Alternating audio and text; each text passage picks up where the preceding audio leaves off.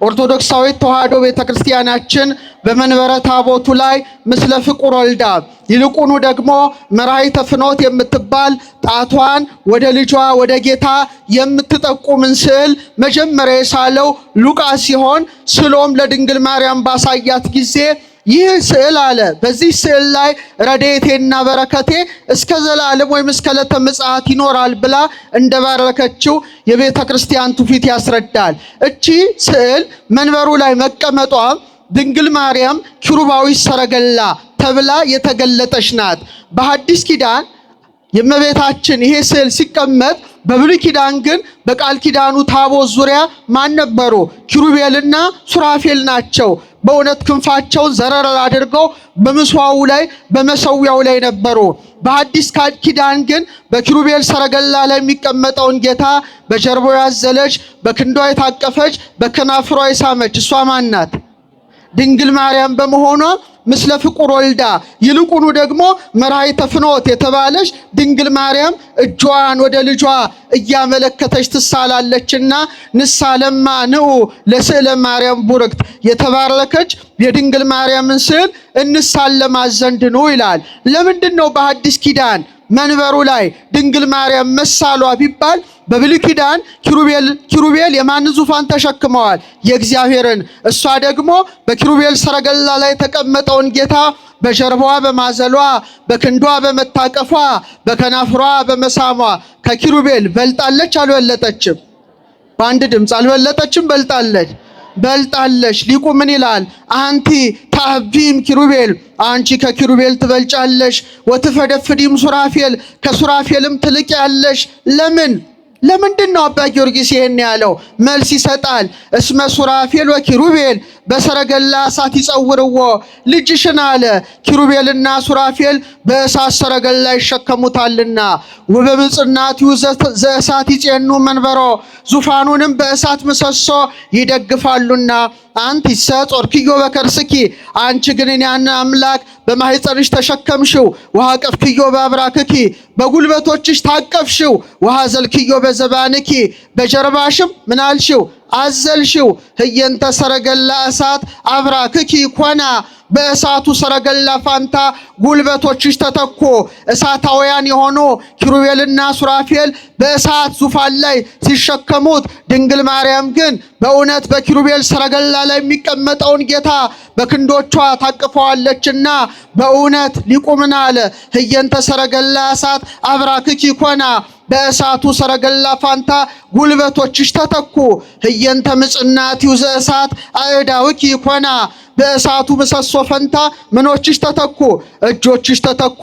ኪሩቤልና ሱራፌል ዙፋኑን መንካት አቅቷቸው በእሳት ምሰሶ ሲደግፉ፣ ድንግል ማርያም ግን ዓለምን የሚደግፈውን ጌታ በምኗ ታቀፈችው? በክንዷ ታቀፈችው። ክብር ለጀርባዋ፣ ክብር ለክንዷ፣ ክብር ለማህፀኗ። ንሳለማ ንዑ ለስዕለ ማርያም ቡርክት። ስለዚህ የቡርክት ስዕል የድንግል ማርያም ስዕል መንበረ ታቦቱ ላይ ይሳላል። ያ ስዕል ትኩር አድርጋችሁ ስትመለከቱ ስንት አክሊላት አሏት? ተለይታ ሁለት አክሊላት አሏት። የመጀመሪያው አክሊል ምንድነው? አክሊለ ብርሃን ነው። ከላይ የብርሃን አክሊል በራሷ ላይ ይቀመጣል። ዝቅ ብሎ ደግሞ በወርቅና በእንቁ የተሰራ ምንን ተቀዳጅታለች? አክሊልን ዘውድን ተቀዳጅታለች። በሁለት አክሊላት ያማረች ያጌጠች የተዋበች እሷ ማን ናት? የምድርም የሰማይም ንግሥት ድንግል ማርያም ናት። ክብር ይግባት ንግሥታችን።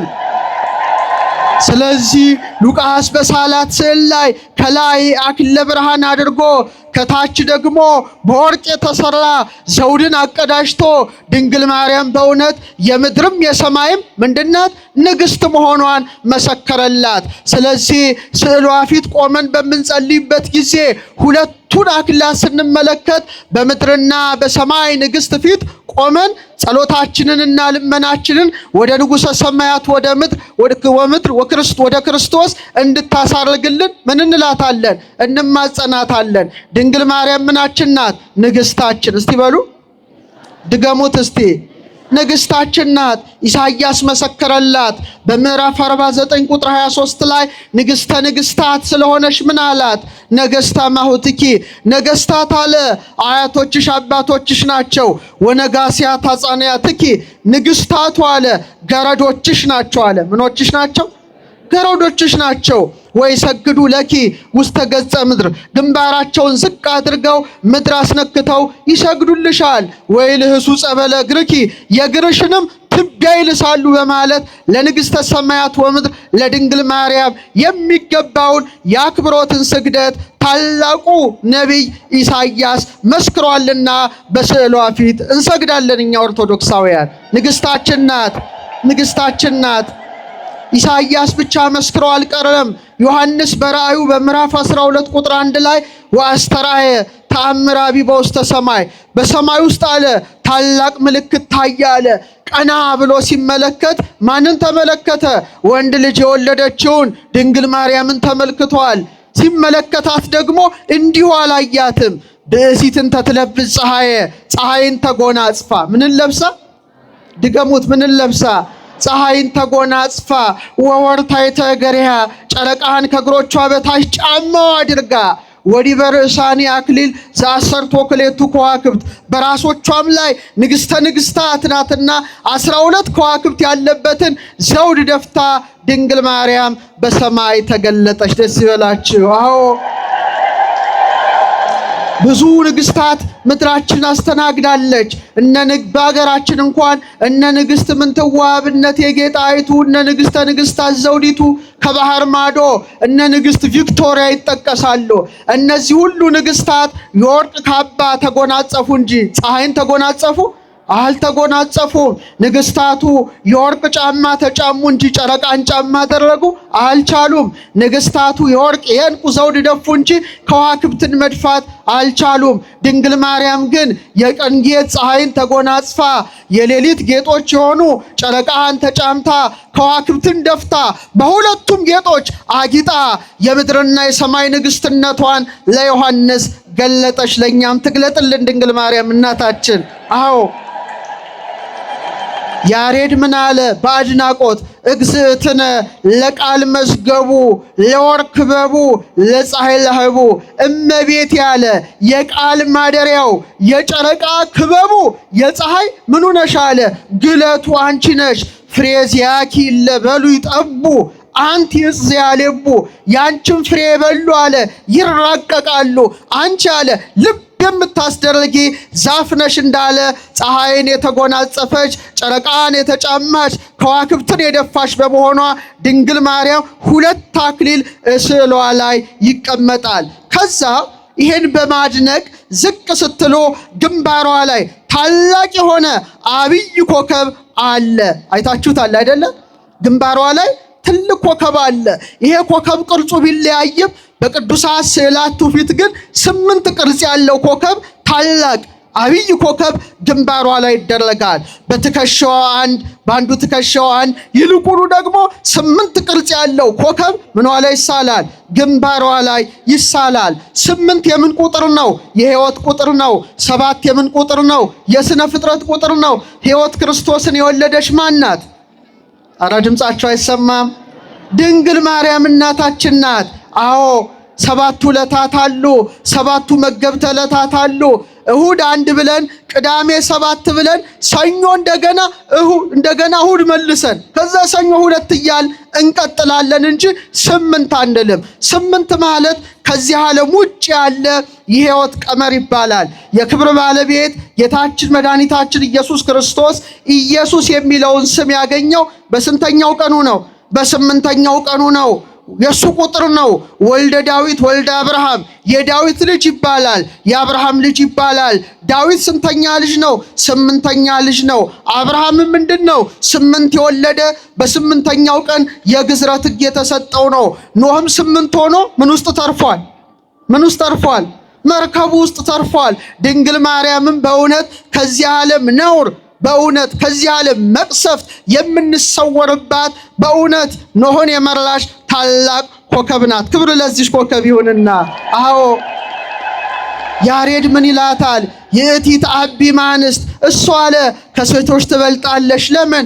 እሞሙ ለሰማይት፣ የሰማይታት እናታቸው፣ ወእህቶሙ ለመላእክት፣ የመላእክት እህታቸው፣ መድኃኒቶሙ ለነገሥት፣ የነገሥታት መድኃኒታቸው፣ አክሊል ንጹሕ ለካህናት፣ የካህናት ንጹሕ አክሊላቸው ካለ በኋላ ብርሃኖሙ ለከዋክብት ይላታል።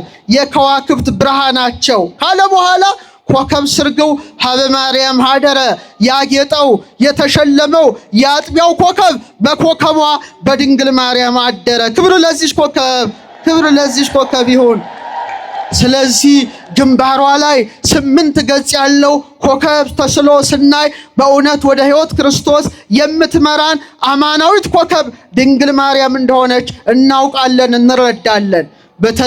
በተለይ ታቦተ ኪዳነ ምሕረት ባለበት ቦታ በሚቆመው መልኳ ላይ ሰላም ለዝክረ ስምኪ ዘአስተማሰልዎ በኮከብ ሶበ ብርሃኖ ተከድኑ ጽልሙታነ ራእይ ሕዝብ ይላል ታላቁ ሊቅ ደራሲው። እስቲ አብረን እንበል እይታ በሉ እስቲ። አይሰማም። እይታ የጨለመባቸው ብርሃኑን በተጎናጸፉ ጊዜ በኮከብ ለመሰሉት ስም አጠራርሽ ሰላምታ ይገባል። እውነት ነው። ጨለማ ውስጥ ያሉ ሰዎች ብርሃንን የተጎናጸፉባት አማናዊት ኮከብ ድንግል ማርያም በመሆኗ ግንባሯ ላይ ትልቅ ኮከብ ይደረጋል። ይህ ኮከብ በሳይንሱ ዓለም ምን ይባላል መሰላችሁ? ፖላሪስ ይባላል። እነ ጄሮም የተባሉ መተርጉመ መጻሕፍት ድንግል ማርያምን ምን ይሏታል? ኮከበ ባህር ይሏታል። የባህር ኮከብ እስቲ በሏት። የምን ኮከብ? ይሄ የባህር ኮከብ ወይም የሰሜን ኮከብ የሚባለው ሁላችሁ ማየት ትችላላችሁ። በተለይ መርከበኞች አቅጣጫ በጠፋቸው ጊዜ ያንን ኮከብ ተከትለው አቅጣጫቸውን የሚያውቁበት ኮከብ ነው። ይህ ኮከብ ሲሰወር መርከበኞች ተስፋ ይቆርጣሉ። ኮምፓስ የላቸውም። እንደ ዛሬው ዘመን የት እንደሚሄዱ አያውቁም። ተስፋ ይቆርጣሉ። ልክ ያችን ኮከብ በሚመለከቱበት ጊዜ ተስፋቸው ምን ይሆናል? ይለመልማል። ታዲያ ቅዱስ ጳውሎስ በሐዋርያት ሥራ ምዕራፍ 27 ቁጥር 20 ላይ ምን አለ? ብዙ ቀንም አለ ፀሐይና ጨረቃን ከዋክብትንም ሳናይ ትልቅ ነፋስ ሲበረታብን ወደፊት እንድናለን የሚል የሁሉም ተስፋ ተቆረጠ አለ። ምን ሳያዩ ሲቀሩ ፀሐይ ማየት አቃታቸው፣ ጨረቃ ማየት አቃታቸው፣ ከዋክብት ማየት አቃታቸውና ተስፋ ቆረጡ። ምን ውስጥ ሆነው? መርከብ ውስጥ ሆነው ነው።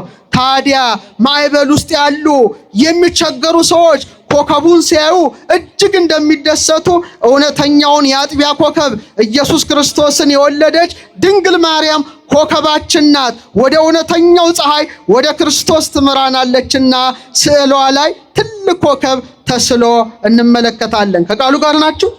ስለዚህ ስዕሏ ፊት ለጸሎት ስትቆሙ ይህን ኮከብ ባያችሁ ጊዜ ሁሌ እንድታስቡ እንድታሰላስሉ ያስፈልጋል። ሊቃውንት ምን ይላሉ? ኮከብ ይላሉ ልዑል ነው። ኮከብ ምንድን ነው? ምጡቅ ልዑል እንደሆነ ድንግል ማርያም ምንድን ናት? ልዕልት ናት። እስቲ በሏት። ምንድን ናት? ኮከብ ብሩህ እንደሆነ ድንግል ማርያም ምንድን ናት? ብርሂት ናት። ኮከብ ደማቅ እንደሆነ ድንግል ማርያም በቅድስና ምንድን ናት? የደመቀች ናት። ኮከብ መንገድ እንደሚመራ ድንግል ማርያምም መር ለመንግስተ ሰማያት ወደ መንግስተ ሰማያት መርታ የምታገባ ናት። ኮከብም ኮከብ ይሄይስ ክብሩ፣ አንዱ ኮከብ ከአንዱ ኮከብ እንደሚበልጥ ከሁሉም ከዋክብት ቅዱሳን ይብልቅ የደመቀችው ኮከብ ድንግል ማርያም ብቻ በመሆኗ ከቅዱሳት ስዕላት በተለየ መልኩ ድንግል ማርያም ግንባር ላይ ማንም ቅዱሳን ላይ የማይደረገው እሷ ላይ ግን ታላቅ ኮከብ ይደረግላታል። ክብር ለእናታችን፣ ክብር ለእናታችን። የደመቀችው የከበረችው የገነነችው በንጽህና በቅድስና ያማረችው ያጌጠችው የተዋበችው ከድንግል ማርያም በቀር ማን ትገኛለች? ትገኛለች እንዴ? አትገኝም። ስለዚህ 3 ከዋክብት ስትመለከቱ በጣም ተደሰቱ። አንዱ ግራ ትከሻዋ ላይ ነው፣ አንዱ ቀኝ ትከሻዋ ላይ ነው፣ አንዱ ግንባሯ ላይ ነው። በእውነት 3 ከዋክብት መደረጉ ድንግል ማርያም በ3 ወገን ምንድን ናት? ድንግል ናት። ጌታን ከመውለዷ በፊት እስቲ ድንግል በሉ እስቲ። ጌታን በወለደች ጊዜ ከወለደችውስ በኋላ ዘላለማዊ ድንግል ስለሆነች ከማንም ተለይታ 3 ታላላቅ ከዋክብት ይሳልባታል። በእውነት በንጽሐ ሥጋ በንጽሐ ነፍስ በንጽሐ ልቡና ያጌጠች በድንጋሌ ሥጋ በድንጋሌ ነፍስ በድንጋሌ ሕሊና የታተመች ትምት የሆነች ከሷ በቀር ማን ትገኛለች? እንደውም ከግንባሯ ከትከሻዎቿ አልፎ በአንዳንድ ስዕላቷ ላይ ልብሷ ላይ ሁሉ ከዋክብት ይረጭበታል። ለምን? ሰማይን በምን አስጌጧል ጌታ? አረ መልሱልኝ። ሰማይን በከዋክብት ያስጌጠውን ጌታ ዳግሚት ሰማይ ሆና በማህፀኗ የተሸከመችው በአንድ ላይ ስሟ ማን ይባላል? ማርያም። እስቲ በሉ ድገሙት እስቲ። ሰማይን በምን ያስጌጠው? ሰማይን በምን ያስጌጠው? በከዋክብት በፀሐይ በጨረቃ ያስጌጠውን አምላክ ዳግሚት ሰማይ ሆና በማህፀኗ ተሸከመችው፣ በጀርባዋ አዘለችው። ስለዚህ ልብሷ ራሱ ሰማያዊ መሆኑ ድንግል ማርያም ምንድናት? ሰማይ። እስቲ በሉ። ቆይ እስቲ ጥያቄ ልጠይቃችሁ። እግዚአብሔር የት ነው ያለው? ምድር ላይ የለም? አባታችን ሆይ በምን የምትኖር? ምድር ለቆ ሰማይ ላይ ያለ ማለት ብቻ አይደለም። ሰማይ ከፍ ያለ እንደሆነ ልዑል ነው ማለታችን እንጂ ከጽርሐ አርያም በላይ ርዝመቱ፣ ከበርባሮስ በታች ጥልቀቱ፣ ከአድማስ እስከ ናጌብ ስፋቱ፣ ከምስራቅ እስከ ምዕራብ ርዝመቱ የማይባለው ማን ነው? እግዚአብሔር ነው። እና እግዚአብሔር እንዲህ አለ፣ ሰማይ ዙፋኔ ነው፣ ምድር የእግሬ መረገጫ ናት። ለእኔ ምን አይነት ቤት ትሰራላችሁ አለ። ሰማይ ምኔ ነው? ምድር ምኔ ነው? በቃ እግዚአብሔር አጣባ ማደሪያ ያጣ። ሰማይ ዙፋኔ ነው አለ፣ ምድር የእግሬ መረገጫ። ታዲያ ምን አይነት ቤት ትሰራላችሁ አለ። ለካ እግዚአብሔር አንዲት ሰማይ አንዲት ምድር ነበረችው። እሷ ማን ትሆን? ድንግል ማርያም ናት። ሰማይ ዙፋኔ ነው እንዳለ 9 ወር ከ5 ቀን ማህፀኗን እንደ ዙፋን አድርጎ ምን ሆነ? ተቀመጠ። ምድር የእግሬ መረገጫ ናት እንዳለ 9 ወር ከ5 ቀን እግሩ ተረገጣት።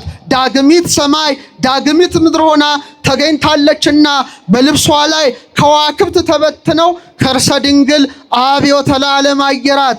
የድንግል ማርያም ማህፀን ከአየራት በለጠ። ወተሰብሐ እምሱራፌል ወኪሩቤል፣ በኪሩቤል በሱራፌል ዘንድ ተመሰገነ። ከርሰ ድንግል ኮነ ታቦተ ማኅደረ ለእግዚአብሔር አዶናይ፣ አዶናይ ለተባለ ለእግዚአብሔር ማደሪያውን ሆነ ተብላ ተመሰገነች። ልልልልል ዳግሚት ሰማይ ዳግሚት ምድር ናት ድንግል ማርያም። ረድኤቷ በረከቷ ይደረብን እና ከከዋክብቱ ከግንባሯ ትንሽ ዝቅ ስትሉ ይሄን ነገር ጠቀልላለሁ። ምን ታያላችሁ? አይኖቿ። እስቲ በሉ ድገሙት እስቲ። አቤት አይኖቿ እንዴት ደስ ይላሉ። ሰሎሞን እኮ አስቀድሞ በመኃልየ 7:5 ላይ ምን አለ? አይኖችሽ አለ እንደ መላ ኩሬ ውሃ ናቸው አለ። እነዛ የጠሩ እንደሆነ የድንግል ማርያም አይኖች ምኖች ናቸው? የጠሩ ናቸው። እስቲ የጠሩ ናቸው በሉ እስቲ። አዎ ርኩሰት ምንም አልነካቸውም። ትዕቢት ፈጽሞ አላጨለማቸውም። ቁጣ አልሸፈናቸውም። ኃጢአት አላደበዘዛቸውም። ምንም ማታለል አልደረሰባቸውም። አይኖቿ በምን የተመሉ ናቸው? በብርሃን የተመሉ ናቸው።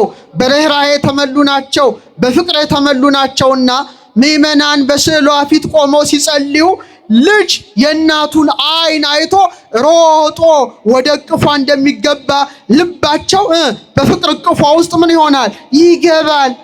ከመትፌሳ ሕፃና ለአባጽየ ድንግል ሶበይሬ እሞ እትፌሳ አንሰ ስዕለኪ በርእይ ወተሳልሞ። ሕፃን አለ እናቱን ባየ ጊዜ እንደሚደሰት አለ እኔም በስዕልሽ ፊት መቆም መሳለምና የስዕልሽን አለ እሟ ብዬ መሳም ደስ ይለኛል አለ። በተለይ ስዕሏን ስትመለከቱ አቤት አይኖቿ፣ የአይኖቿ ብሩህነት ደስ አያሰኝም? አያሰኝም ወይ? እልል በላ ያሰኛል። ይሄ እኮ ጸጋ ለኛ ብቻ ነው የተሰጠው። አባ ጊዮርጊስ ምን አለ? አልቦ ዘይበርም ጸዳለ ዓይንኪ፣ ከዓይንሽ ብርሃን የሚበራ የለም አለ። ኢቬዚያን በለብል በገጸ ሰማይ፣ በሰማይ ፊት የሚንተገተግ ኮከብም ቢሆን ወይ ባህሪ ዘያንጸበርቅ ዲበ ርእሰ ነገሥት፣ በነገስታት ላይ ራስ ላይ የሚያበራው የወርቅ ዘውድ የዕንቁ ዘውድ እንኳን ቢሆን አለ እንዳንቺ አይኖች አለ አያምርም አለ። እውነት ነው።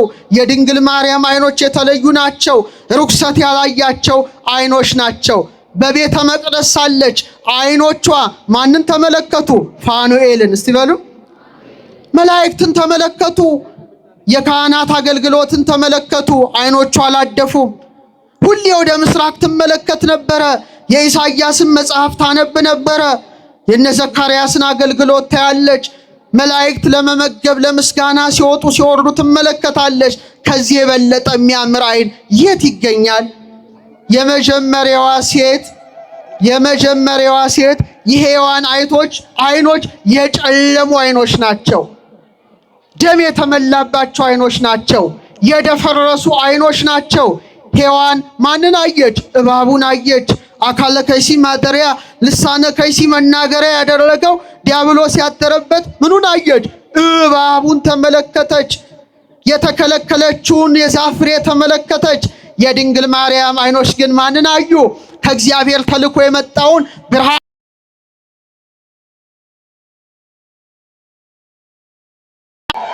የመጀመሪያዋ ሴት ሔዋን እባቡን አየች። እችኛዋ ዳግሚት ሔዋን ግን ቅዱስ ገብርኤልን ተመለከተች። የእመቤታችን የፍቅር አይኖች ማንን አዩ? ቀጥለው ኤልሳቤጥን አዩ። ከኤልሳቤጥ በፊት ደግሞ ገብርኤል ማንን አየ? የፈጣሪውን እናት የምትሆነውን አየ። ይህ አይገርምም? ድንግል ማርያም የልጇን አየችው። እሱ ማን ነው? ገብርኤል ነው። ገብርኤል ደግሞ የፈጣሪው እናት የምትሆነውን በፍቅር አይኑ ይመለከታት ነበረ።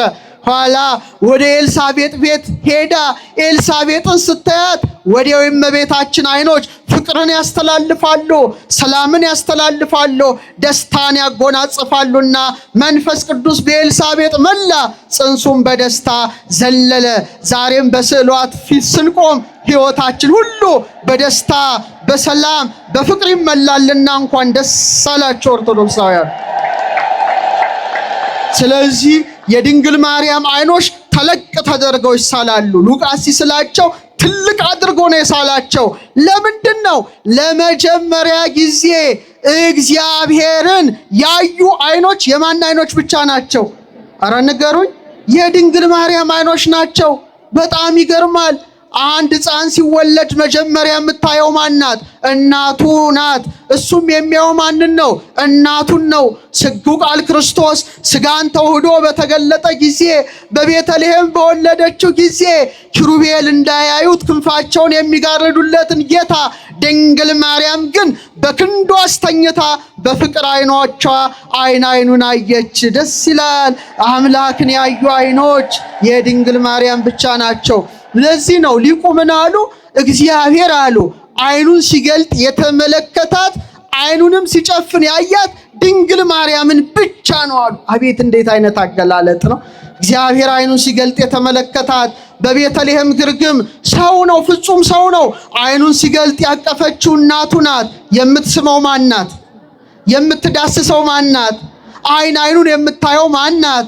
መዓዛውን የምታሸተው ማናት? እናት ናት። እሱም አይኑን ሲገልጥ ያየው ማንን ነው? እናቱን ነው።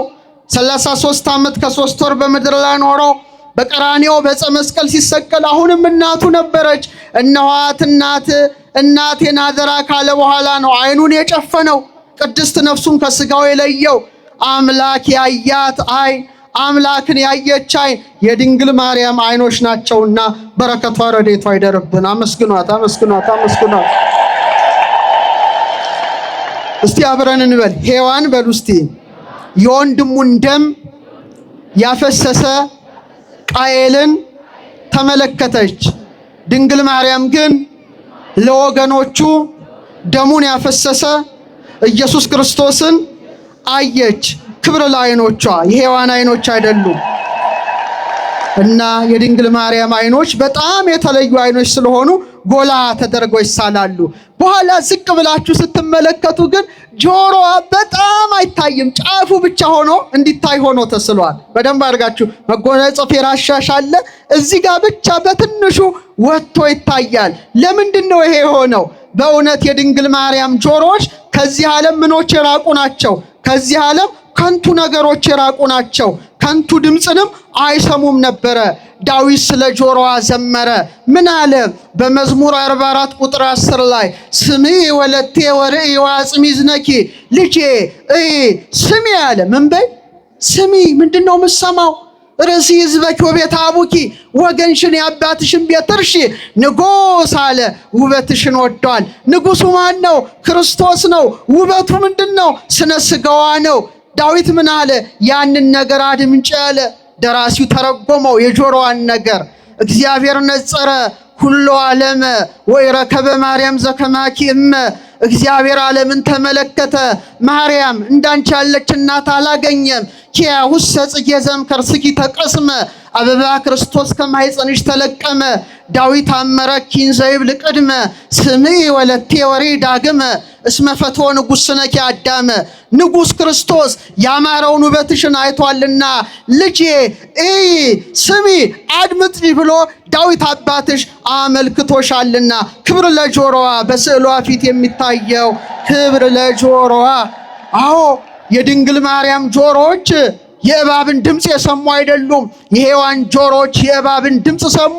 የድንግል ማርያም ጆሮዎች ግን የቅዱስ ገብርኤልን ሰላምታ ሰሙ። በሔዋን ጆሮ ሞት ገባ፣ በድንግል ማርያም ጆሮ ሕይወት ገባ። በሔዋን ጆሮ ጨለማ ገባ፣ በድንግል ማርያም ጆሮ ብርሃን ገባ። በሔዋን ጆሮ የገባውን የሞት መልእክት ድንግል ማርያም የሕይወት አድርጋ የሔዋንን እርግማን ገለባበጠችው። ክብር ለጆሮዋ ይሁንና አዎ ጸጋን የተመላሽ ደስተኛይቱ ሆይ ደስ ይበልሽ የሚልን ምስጋና የሰማች ከፍጥረታት ወገን እሷ ብቻ ናት። ከኦሪት ዘፍጥረት እስከ ዮሐንስ ራእይ ጸጋን የተመላ ጸጋን የተመላሽ ተብሎ የተጠራም የተጠራችም ከማን በቀር የለችም? እስቲ ባንድ ላይ ኧረ ንገሩኝ። ከድንግል ማርያም በቀር የለችም። ስለዚህ የድንግል ማርያም ጆሮዎች ለመጀመሪያ ጊዜ ወንጌልን የሰሙ የሷ ጆሮዎች ናቸው። ወንጌል ማለት ምንድነው? ብስራት ነው። ወንጌል ማለት ምንድነው? ስብከት ነው። በድንግል ማርያም ጆሮ በእውነት የመጀመሪያው ወንጌል ገባ። የመጀመሪያው ወንጌል ምን ተሰማ? ሔዋን እባቡን ሰማች፣ አልታዘዘችም፣ ሞትን አመጣች። ድንግል ማርያም በጆሮዋ የቅዱስ ገብርኤልን ሰላምታ ሰማች፣ ታዘዘች። ማንን ወለደች? ሕይወት ክርስቶስን። እስቲ በሉት። ስለዚህ የማርያም ጆሮች የሔዋንን ጆሮች የገለበጡ በመሆናቸው በትንሽ ወጥተው ይሳላሉ። ስለዚህ የድንግል ማርያም ጆሮች ከምን ነፃ ናቸው? ከሐሜት ነፃ ነበሩ። ከትዕቢት ድምጾች ነፃ ነበሩ። ከዓለማዊ ጫጫታ ነፃ ነበሩ። በጆሮዋ የገባው ምንድነው? የእግዚአብሔር ድምፅ፣ ትንቢታዊ ቃላት፣ የመልአኩ የቅዱስ ገብርኤል አዋጅ ብቻ ነውና ክብር ለጆሮቿ። ዛሬም ያደምጡናል፣ ዛሬም ይሰሙናል። ስለዚህ በተቀደሰ ጆሮዋ የመልአኩን ብስራት ሰማች፣ አመነች፣ ታዘዘች፣ ሕይወት ክርስቶስን ጸነሰች። አሁንም ክብር ለጆሮዋ፣ ክብር ለጆሮዋ፣ ክብር ለጆሮዋ። እና ጆሮዋ የስጋዊ በር ነው በሉት። በቃ እስቲ ጆሮዋ በሉ እስቲ እና መስጥረው። ጆሮዋ የምስጢረ ስጋዌ በሮች ናቸው።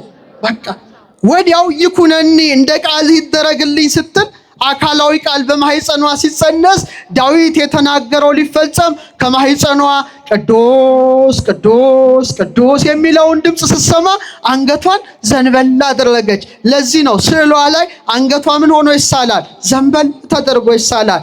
ክብር ለጀዋር የመላእክትን ምስጋና ደመጠሽ። ደስ አይል? ሁሉንም ተውት። ከሁሉም የበለጠውን ግን ልነግራችሁ ነው። ዝግጁ ናችሁ? እማማ እናቴ የሚል ድምፅ ሰማ። ከማ እንዴ? መልስ ጠፋችሁ እንዴ? ግራ ገባችሁ? ከማ አረ መልሱልኝ። በእግዚአብሔርነት፣ በአምላክነት፣ በፈጣሪነት፣ በእበይ፣ በክብር፣ በኃይል ከአብ ከመንፈስ ቅዱስ ጋር አንድነት ገንዘቡ የሆነ ተቀዳሚ ተከታይ የሌለው አካላዊ ቃል ክርስቶስ ከስጋዋ ስጋን ከነፍሷን ነፍስን ነስቶ እናቴ ብሎ ጠራት። ደስ ይሄን የሰሙ ጆሮች እና ቅዱስ ቄርሎስ ምን ይላል? ሉቃስን ሲተረጉም እንዴት እንዳከበራት ተመልከት ይላል። ለይቀበበህ ቅን ዘይት የዘዝ ላዝማዲው ለእናቱ እየታዘዘ አድጓል።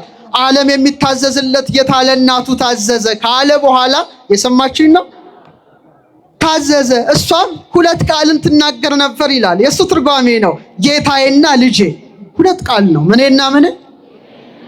አምላኳ ስለሆነ ጌታዬ ትለዋለች። ደግሞ ልጇ ስለሆነ ምን ትለዋለች?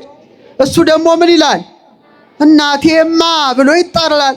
እግዚአብሔር እናቴ ብሎ ሲጠሩ ሲናገር የሰሙ ጆሮች ንዑዳን ክቡራን ናቸው። ክብር ለጆሮዋ፣ ክብር ለጆሮዋ፣ ክብር ለጆሮዋ። መጨረሻ እኔና እናንተን ሁሉ እናት ታረገን ዘንድ የፍቅር እናት ትሆነን ዘንድ የፍቅር ልጆቿ እንሆን ዘንድ በቀራንዮ ላይ ምን የሚል ድምፅ ሰሙ? እነሆ ልጅሽ። እስቲ በሉ እነምን ለሚወደው ተማሪ እነሆ ልጅሽ። ዳዊት ያለው ተፈጸመ። እምነ ጽዮን ይብል ሰብ። ሰው እናታችን ጽዮን ይላል። ሰው ምን ይላል? እስቲ እዚህ በቀኝ ያላችሁ ሰው ምን ይላል? በስተግራ ያላችሁ እናታችን ጽዮን የሚለው ማን ነው? አረ መልሱ። አያችሁ ድንግል ማርያምን እናቴ ለማለት ሰው መሆን ያስፈልጋል። ከርከሮ ከሆንክ፣ አሳማ ከሆንክ፣ ጅብ ከሆንክ፣ ፈረስ ከሆንክ ጽዮን አትላትም። ዳዊት ያለው ምንድነው? እመነ ጽዮን ይብል ሰብ። ሰው እናታችን ጽዮን ይላል። ወብእሲ ተወልደ በውስቴታ፣ ስጋን የተዋሃደ አካላዊ ቃል ከሷ ተገለጠ። ደስ ይበላችሁ እናቴ ብሎ እግዚአብሔር ተናገረ። ስለዚህ ምእመናን እስቲ በምስጢራዊ ቃላት ጆሮዋን እናወድስ። ጆሮዋ በሉ እስቲ የመለኮታዊ ጥበብ በሮች፣ ድህነት የገባባቸው ደጃፎች፣ የእምነት መተላለፊያዎች፣ የመታዘዝ መሳሪያዎች፣ የሔዋንን እርግማን የገለባበጡ ጆሮዎች። ተመልከቱ፣ የእንሷ ነው። ጆሮ የእግዚአብሔርን ቃል ሰማ፣ ማይጸኖ የእግዚአብሔርን ቃል ተሸከመ፣ ሕይወቷ የእግዚአብሔርን ቃል አከበረ። ልልልል እናታችን ድንግል ማርያም ከሷ በቀር ማን ሊሆን ይችላል? በመጨረሻም አፏን አንስቼ ትምህርቴን አበቃለሁ። ከናፍሯን ተመልከቱት። ዝቅ ስትሉ አፍንጫዋ እንደ ደማቅ ስቆ ግንብ ሰሎሞን እንዳለው ቀጥ ተደርጎ ከተሳለ በኋላ ዝቅ ተደርጎ ደግሞ ከንፈሯ ትንሽ ተደርጎ ይሳላል። ለምን? ድንግል ማርያም ሕይወቷ ምንድነው? የአርምሞ ሕይወት ነው። የዝምታ ሕይወት ነው። በጣም የሚደንቅ ሕይወት ነበራት። እነሆኝ የጌታ ባሪያ እንደ ቃል ይሁንልኝ ብሎ የተናገረ የተቀደሰ ከንፈር ነው። ሰሎሞን ይዘምርላታል። ከመፍሶ ቀይ ከናፍርኪ ንባብኪ አዳም። ከንፈርሽ አለ እንደ ቀይ ሐር ፈትል ነው፣ ቃልሽም ያማረ ነው። ቃልሽ ምንድነው? አቤት የእመቤታችን ቃላት እንዴት የጣፈጡ ናቸው! እንዴት ያማሩ ናቸው! እንዴት የተዋቡ ናቸው! መኃልየ 4:12 ላይ ሰሎሞን ምን አለ? ከከንፈርሽ አለ የማር ወለላ ይፈሳል፣ ከአንደበትሽም በታች አለ ወተትና ማር ነው አለ። ወተትና ማር ማለት ብሉይና ሐዲስ የሚነገርበት ከንፈር ነው። የሔዋን ከንፈርን እስቲ ዝም ብላችሁ አስቡት። ስታስቡት ራሱ ደስ አይልም። ለምን? የተከለከለውን የሞት ዛፍ የያዘ የተከለከለውን የሞት ዛፍ የተመገበ ከእባቡ ጋር የተነጋገረ ሞት የገባበት አፍ የሔዋን አፍ ነው። የድንግል ማርያም ከንፈሮች ግን ይኩነኒ በከመ ትቤለኒ ነያ አመተ እግዚአብሔር፣ እኔ እግዚአብሔር አገልጋዩ ነኝ እንደ ቃል ይደረግልኝ አለች። ክብር ለእመቤታችን ከንፈር። አዎ ሕይወት ገባ፣ ሕይወት ገባ። አፏ ሰማያዊ ህብስት ተመገበ፣ ከናፍሯ ቅዱስ ቃልን አወጣ። የሔዋን አንደበት ከእባብ ጋር ሲነጋገር፣ የድንግል ማርያም አንደበት ግን ከቅዱስ ገብርኤል ጋር ምን ሆነ? ተነጋገረ። ከልጇ ከክርስቶስ ጋር ተነጋገረ። ያሬድ እንዲህ አለ፣ ነጽሩ ሊተ ድንግለ ህትምተ መዓዛ አፉ ኃይጼኑ ፍረተ። የአፏ መዓዛ እንደ ሽቱ የሚያውድ የታተመች አዳራሽ ድንግልን ይሁልኝ አለ። ቤተ ክርስቲያን ታሳያታለች፣ ትገልጣታለች። እመቤቷን ንግስቷን ረዴቷ በረከቷ ይደርብን። ስለዚህ በእውነት ከመቤታችን አንደበት በረከት አለ። ከመቤታችን አንደበት ውዳሴ አለ። የመቤታችን አንደበት እውነት ተናግሯል። የመቤታችን አንደበት ምሕረትን ይለምናል። የመቤታችን አንደበት ፈውስን ያዛል። ለታመሙት ሁሉ ድንግል ማርያም ፈውስን ትስጣቸው። በመጨረሻም ልብሷን ብቻና ላብቃ ልጠቅልለው። ልብሷን እስቲ ተመልከቱ። ልብሷን ተመልከቱ። አያችሁ ቀለሙ ምንድነው? አረ ንገሩኝ። ከውስጥ ምንድነው? ከውስጥ ምንድነው? ከላይ ምንድነው? ይሄ ነው። ንሳለማነው ለስዕለ ማርያም ቡርክት። የእስራኤል ደናግል ቀይ ለብሰው ይታያሉ። እናቶች ሲሆኑ ደግሞ ሰማያዊ መጎናጸፊያን ይጎናጸፋሉ። በአንዴ ቀይ በአንዴ ሰማያዊ መጎናጸፍ አይቻልም። ምክንያቱም ድንግል ሲሆኑ እናት መሆን አይችሉም። እናት ሲሆኑ ድንግልና የላቸውም። ድንግል ማርያም ግን እናትነትን ከድንግልና ጋር አስተባብራ የተገኘች ብቸኛ እናት በመሆኗ ከውስጥ ቀይን ከላይ ሰማያዊ ደርባ ተገለጠች። ከሷ በቀር ማናለች? በሷ የተቃርኖ ስራ ይነበባል። የተቃርኖ ስራ ይተረጎማል። ሲተረጎም ግን በበጎ ብቻ ዓለም ከተፈጠረ ጀምሮ ይላል ኤፍሬም ሶርያዊ፣ እናት ሆና ድንግል ሆና እናት የምትሆን አለች? የለችም። የምን የተፈጥሮ ሕግ ይከለክላታል። በድንግል ማርያም ላይ ግን አለ ተፈጥሮ አልሰራችም። የተፈጥሮን ሕግ ሁሉ ሰባብራ በቀይ ቀሚሷ ድንግልናዋን በሰማያዊ መጎናጸፊያ እናትነቷን ያመለከተች ከሷ በቀር ማን ትገኛለች? ወደር የሌላት እናት ናት። ወደር የሌላት ውብ እናት ከሷ በቀር። እናት ስንላት ድንግል ስንላት እናት፣ ወተት ስናይ ድንግል ስናይ ወተት። እስቲ እንደዚህ በል፣ ፈጣሪዋ ነህና በሉ እስቲ። አይሰማም ባካችሁ። ፈጣሪዋ ነህና ለድንግል እናት ለጡቶቿ ወተትን ሰጠ። አይገርምም? ኤፍሬም ነው ያለው። ፈጣሪዋ ስለሆንክ ወተትን ሰጠ። ልጇ ስለሆንክ አለ ከሰጠሃት ወተት መልሰ ጠባ። ለአንተ ለሁሉ መጋቢ የውሰት ወተት ሰጠች። የተውሶ የጊፍት ማለት ውሰት አይደለም። ውሰት እንኳን ጊፍት ስጦታ ነው። የሚበደር ብድራት ያበደራት ማን ነው? ራሱ የጠባው እኮ ጌታ ነው ያበደራት። ታውቃላችሁ? ያበደራትን ወተት ነው የጠባው። ይሄ ነገር የተቃርኖ ነገር እሷ ላይ ብቻ ነው። በጣም እኮ የሚገርም ነው። እዛ አመቱ ሞረሰያ አገልጋዩ ስትሆን እናቱን ማድረጉ፣ ፈጣሪዋ ሲሆን ከሷ መወለዱ።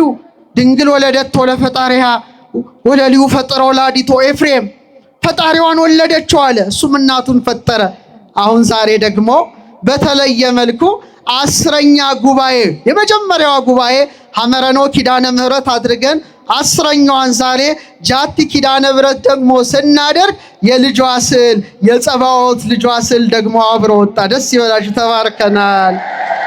ሲሉ ስታዩ እኔ በቃ እንባይ ተናነቀኝ ነበረ። የሱ ደግሞ የባለቤቱን ስታዩት ነጭና ቀይ የለበሰ ነው አይደለም? ውዴ በሉት እስቲ፣ አረ በሉት ነጭና ቀይ ነው። ሰሎሞን ነው በመኃልየ 5 ላይ የጻዳው ቀይ አለ ወልድ ወንድሜ ይለዋል። ግዕዙ የነው ውዴ ይለዋል። ነጭና ቀይ ነው ይላል። በጣም ደስ ይላል። ቀይ ምንድነው? ስጋን ተውህዷል። ምንን ተውህዷል? አዎ ለምን ትቄህ አልባሲከ ኢሳይያስ ነው። ልብስ ስለምን ቀላ ይለዋል። ከለሜዳን ለብሷል፣ ነጭ ለብሷል፣ ትንሣኤውን ገልጧል። ነጭም ቀይም አበባ ኢየሱስ ክርስቶስ ነው። ክብር ምስጋና ለስሙ ይሁን። ክብር ምስጋና ለስሙ ይሁን። ወያጽብ ቦይን አልባሲሁ ልብሱን በወይን ዘለላ ያጥባል። ወበደም አስካል ሰንዱ ነው ተብሎ የተነገረለት የኔና የናንተ ጌታ ለድህነት ዓለም ደሙን ያፈሰሰ ማን ነው? ኢየሱስ ክርስቶስ ንጉሳችን፣ ሕይወታችን፣ ብርሃናችን ቀይ ለብሶ ትንሣኤውን ገልጧል። በታቦር ተራራ ላይ ልብሱ ነጭ ሆኗልና ነጭ ለብሶ ወጥቶ ሁላችንም ተባርከናል። ደስ ይበላችሁ ኦርቶዶክሳውያን። ከዚህ የበለጠ ምንም የምንነጋገረው ነገር የለም። አምላካችን ክብር ምስጋና ለስሙ ይሁን። ለዚህ ዕለት ያደረሰን ንጉሠ ነገሥት አምላከ አማልክት የሕያው እግዚአብሔር ልጅ ኢየሱስ ክርስቶስ ክብር ምስጋና አምልኮትና ውዳሴ ለስሙ ይሁንለት። ሲያመስግኑት የመጨረሻ ምስጋና ነው። ስለዚህ እንደ እግዚአብሔር ቸርነትና እንደ እግዚአብሔር ቅዱስ ፈቃድ ይህ ታላቅ ክብረ ቅዱሳት ስዕላትን የሚዘክር ይሄ ነው ቤተክርስቲያን አከባበሯ። የቅዱሳት ስዕላት የምሰጠውን ክብር ሊቃውንት ሲያስተምሩን አባ ጽጌ ድንግል ምን ይላል? እንዘ ትነጽፍ ዘርቤታተ ይሄ ነው። ወትነሰንስ መጽርየ ለክብረ ስዕልኪ ድንግል ትሰግድ ነፍሴ ምንጣፍ እያነጠፈች። መጽሪ ማለት ይሄ እምቡጤ አበባ ማለት ነው። እየበተነች ወትነሰንስ መጽርየ እንዲየበተነች ቅድም ሴቶቹ ሲበትኑ እንደነበረ ድንግል አለ ለስዕልሽ ክብር ሰውነቴ ምን ትላለች? ትሰግዳለች እንዳለ በደመቀ መልኩ 10ኛ ፍጹም ቁጥር ነው። ጃቲ አክብረናል። እንኳን ደስ አላችሁ ምእመናን፣ እንኳን ደስ አላችሁ። በዚሁም ላይ ደግሞ ኦርቶዶክሳውያን አብዛኞቻችሁ የመጣችሁት እመቤታችን ጸሎታችንን ልመናችንን ታሳርግልናለች። ከስጋዊ ሕመምም ከኃጢአትም ካመጣው በሽታ ድንግል ማርያም በምልጃዋ ከልጇ አስታርቃ ምን ትሰጣለች? ታሰጣለች። ምሕረትን ታሰጣለች። ታሰጠን ድንግል ማርያም። ይልቁኑ ደግሞ አሁንም በጋግሜ ማመስገን የምፈልገው በዚህ ሁሉ 10 ጉባኤያችን ላይ ፖርት ሳይድ አባ ብሶይ ቤተክርስቲያን ያሉት ፋዘር ቤሜንን ባመሰግናቸው ደስ ይለኛል። ምክንያቱም ከ30 ዓመት በላይ እስካሁን ያለ ማቋረጥ ከስዕለ ማርያም ላይ ጠብ ጠብ ጠብ ጠብ እያለ የሚወርደው ፈዋሽ ወዝን ያለ መታከት የሚልኩልን ታላቅ አባት ናቸው። አመስግኑልን፣ ይደርሳቸዋል በእውነት። ሰላም ለስዕልኪ ሀፈ ማህያዌ በጼዴንያ ወግብጽ ዘውሃዘት በይሳዌ። ድሮ በኢትዮጵያ ሪኩ ትሩፋ ይላል አባ ጽጌ ድንግል ጥንት ነበር። ዚህ ሀፈ እንደምታንጠባጥቢ ዘሰማይኩ በጼዴንያ ተአምረኪ ጽሁፈ። በጼዴንያ ተጽፎ የሰማሁትን ተአምር አለ በኢትዮጵያ ሪኩ ትሩፈ በስቶ ተባስቶ በኢትዮጵያ ይቻለው አለ። አሁን ኃጢአታችን መሰለን ቆሟል። እዛ ግን ያለ ማቋረጥ እስካሁን የጽጌረዳ መዓዛ የምትመስል መዓዛዋ ነፍስን ከስጋ ለመለየት የምትቃረብ ካንሰር አይሉት ምን የዚህ ዓለም በሽታዎች ሁሉ በፊቷ የወደቁ ሆነ የተቀደሰ ወዝን የምታፈስ የድንግል ማርያም ስዕል ናት። ክብር ለእመቤታችን። እስካሁን መላው ዓለም ሄዶ ይሳለማል። እኔም አሁን በእውነት እግዚአብሔር ፈቅዶ ለቁስቋም ሄጄ ነበረ። እነ መምህር መስፍንም ይኸው ሄደዋል። እነ ቋንቋይነሽ ሉልሰገድም ሄደው ከዛሽ ተባርከዋል። ግን እነሱ አላመጡም፣ አልሰጣቸውንም። እኔ ነቻ ነው የሰጠው አይደል? እነሱ የራሷቸውን ደብቀው ወደ እኔ ያመጣሉ። ይሁን እና በጠበል ተባርኮ 15000 ተዘጋጅተዋል። ደስ ይበላችሁ 15000። እናንተ ደግሞ ቤታችሁ በጠበል እየበረዛችሁ ከኪዳነ ምሕረት ጠበል ጋር ያበዛችሁ ብትጠጡት ብትተባበሱት ድንግል ማርያም ሰንኮፉን በሽታውን ሁሉ ነቃቅላ ታርቅላችኋለች። ደስ ይበላችሁ፣ ደስ ይበላችሁ። በነፃ እስካሁን ከ100 ሺዎች በላይ በድንግል ማርያም ጉባኤ ሰተን ዛሬ ደግሞ በጃቲ ታላቅ ምሕረት አንደኛውን በሐመረኖ ኪዳነ ምሕረት ጀምረን 10ኛዋን ደግሞ ጃቲ ኪዳነ ምሕረት በደመቀ መልኩ አከናውነናል። ደስ ይበላችሁ። ስለዚህ ሳትገፋፉ እያንዳንዳችሁ አንድ ከወሰዳችሁ በእውነት በቂ ነው አይደለም? ስለዚህ ለሁሉም ተዳርሶ ይሄዳል። ሌላው አባታችን በእውነት ምናልባት ሰው ከሩቅ ቦታ መጥቶ አባታችን እየሰሙኝ ነው አትረብሻቸው። በኋላ ሰው መጥቶ ሲያገኝ እንዳይሄድ ያስፈልጋል። አዎ። ስለዚህ ምናልባት ሰው እንኳን ካላገኘ እናንተ አታመጡም እንዴ? ቋንቋይነሽ ኪስ የለም አላመጣ ፎርት ሳይድ ያው እኔ 3 አስረክብ ያለው ጀሪካን ውስጥ ተጨምሮ ሰውም ተሰልፎ ቢሆን ሳያገኝ እንዳይሄድ ያው አስረክብ ያለው። እኔን እንዳትጠይቁ፣ አመስግኑ እግዚአብሔር ሰጥቻለሁ ለማለት ነው። ይሄ ኦሪጂናሉ ነው። ከስዕሏ ላይ ጠብ እያለ በእንዲህ መልኩ ተጠራቅሞ ነው። እኛ ግን ይሄን ሁሉ እንኳን እዛም አይሰጥም፣ እዛ አንድም ነው የሚሰጣችሁ። እሳቸው ግን በእውነት ወይዘሮ አመለወርቅ አመሰግናለሁ። የቀርሜሎስ አስጎብኚ ድርጅት 50ም 60ም እንደዚሁ አባታችን እየላኩ አምጥቻለሁ። ላልደረሰ ካስፈለገ በርሜል ጠበል ላይ ተጨምሮ ተሰልፎም ቢሆን እንዲወስድ አደራ እላለሁ። እግዚአብሔር አምላክ ከሁላችን ጋር ይሁን። አመስግኑ። ስለዚህ በነፃ የስጦታ በዓል በመሆኑ የሰማችሁ ነው።